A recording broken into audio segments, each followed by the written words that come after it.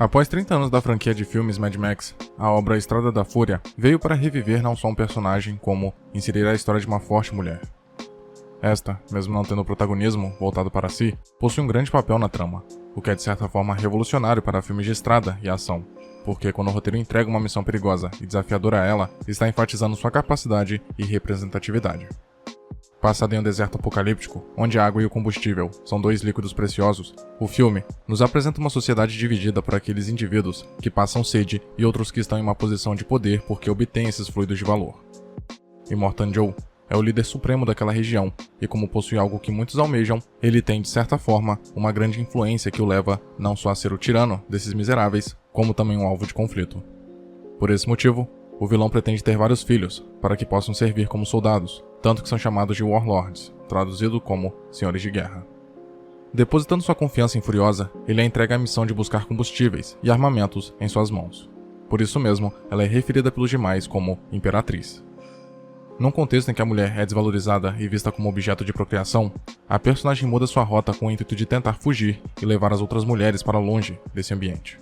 Por outro lado, o protagonista Max é o tipo de pessoa que representa a figura de um lobo solitário, uma vez que prefere andar sozinho, visto que vive a dualidade de ser perseguido por saqueadores e também presenciar assombrações de pessoas que foi incapaz de salvar. Quando é capturado pelos filhos do líder e usado como uma bolsa de sangue que serviria para salvar aqueles que fossem feridos na guerra, Max luta contra sua falta de sociabilidade para encontrar refúgio no veículo de Furiosa. Ainda que muitas pessoas entendam essa versão de Mad Max como apenas um filme de perseguição, o longa entrega muito mais do que isso, a partir do momento que coloca em pauta a complexidade de seus personagens, além de desenvolver temas que podem ser vistos como críticas à nossa sociedade, bem como a escravização de pessoas para fins meramente voltados à luta, quando exploram mulheres mais novas para serem paredeiras de garotos de guerra, enquanto as mais velhas produzem leite para alimentá-los.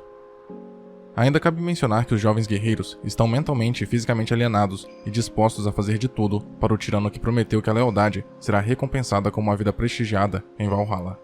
Isso pode ser comprovado pelo spray prateado que aplicam na boca antes de começar qualquer batalha, o que pode representar não só um ritual de preparação para enfrentar seus inimigos, como também a inserção de alguma substância energética que os mantenha motivados a vencer. Pensando na premissa da obra de uma forma mais aprofundada, é possível fazer a analogia de alguns personagens com os 4 Cavaleiros do Apocalipse, uma história bíblica descrita no livro da Revelação. Esta destaca que antes que o mundo acabe, acontecerá uma catástrofe identificada por peste, guerra, fome e morte, respectivamente. Nesse sentido, o primeiro seria convocado depois que 4 dos 7 selos do pergaminho de Deus fossem abertos, momento em que o Apocalipse é jogado no mundo como uma preparação para o juízo final. O único personagem mais próximo dessa metáfora seria Immortan Joe, como o Cavaleiro Branco, já que seu cabelo e vestimentas são dessa cor. Além disso, o vilão possui uma doença que causa erupção na pele, gerada pela exposição à radiação nuclear. Seus filhos herdaram essas feridas, que se parecem mais com tumores, comprovando a praga, como nos primeiros desastres. Esse agente apocalíptico também é caracterizado por retratar dominância. Joey liderava e escravizava pessoas na Terra, usando seu poder para ser visto como uma divindade. O fato de obter posse da água fez com que ele a usasse como um instrumento e arma para aumentar sua lealdade e primazia, já que oferecendo apenas um pouco, gerou fé naquelas pessoas que sabiam o momento exato de voltar para abastecer seus recipientes novamente.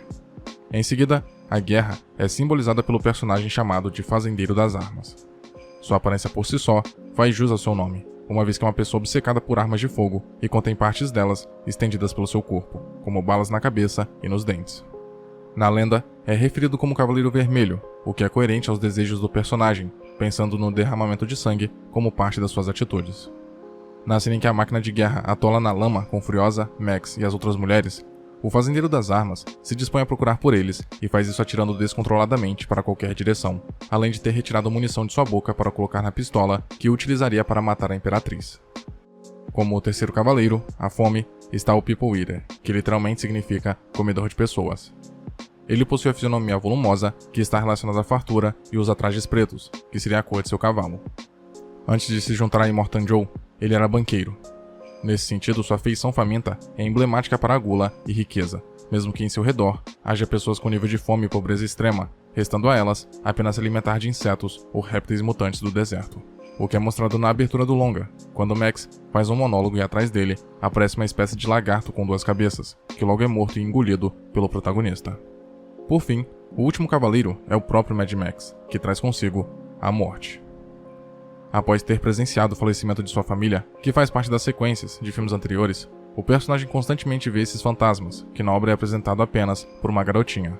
Dessa forma, ele segue usando o fim da vida como uma ferramenta, uma vez que todos seus inimigos foram mortos ou pelo menos prejudicados. Em contrapartida, para aquela população, ele representa uma continuação da vida, pois como um doador universal, seu sangue foi utilizado como reserva para os garotos de guerra e também para salvar Furiosa. Essa ideia de salvação para uma personagem tão forte parece desnecessária, uma vez que ela conseguiu acabar com o representante de um exército que demonstra o oposto de sua personalidade, mas existe um sentido nisso.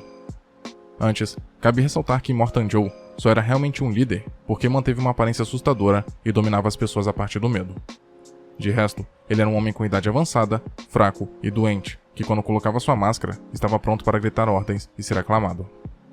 Furiosa sabia a consequência de trair alguém que depositava tanta confiança nela, como é possível identificar em sua aparência de alguém que já sofreu muito, pois não tinha uma parte do braço que com certeza está relacionado ao seu esforço de se mostrar capaz de ser algo além de uma mulher procriadora e conseguir dirigir um caminhão, veículo enorme que, aliás, tem esse tamanho por uma razão.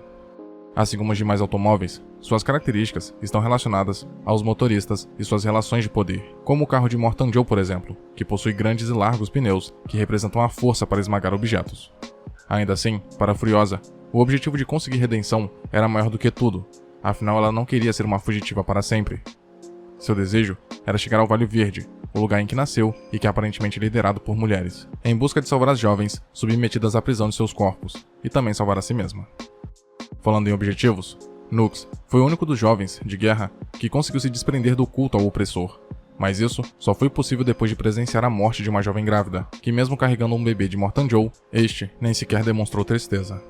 Nux, assim como os demais garotos, era fanático pelo seu pai e estava disposto a dar sua própria vida por ele.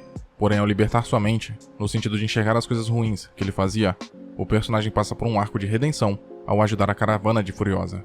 Desde seus conhecimentos como motorista até se sacrificar para que eles não fossem perseguidos pelos inimigos. Seu auxílio foi essencial para que pudessem sair daquele ambiente.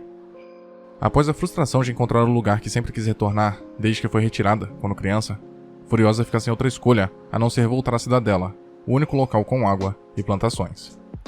Chegando lá, Max cumpre seu dever como Cavaleiro da Morte quando o maior inimigo daquele povo é morto e parte, restando agora a Imperatriz, juntamente das mães, reconstruírem aquela sociedade que uma vez foi extremamente patriarcal. Muito obrigado por ter chegado até aqui. Imagino que, de algum modo, esse vídeo tenha sido interessante para você, e por isso peço que o curta e o compartilhe para ajudar a divulgar o conteúdo do canal. Se quiser ajudar e puder, claro, torne-se membro e confira os benefícios de cada nível de assinatura. Na tela, tem mais vídeos que talvez possam te interessar. Até a próxima.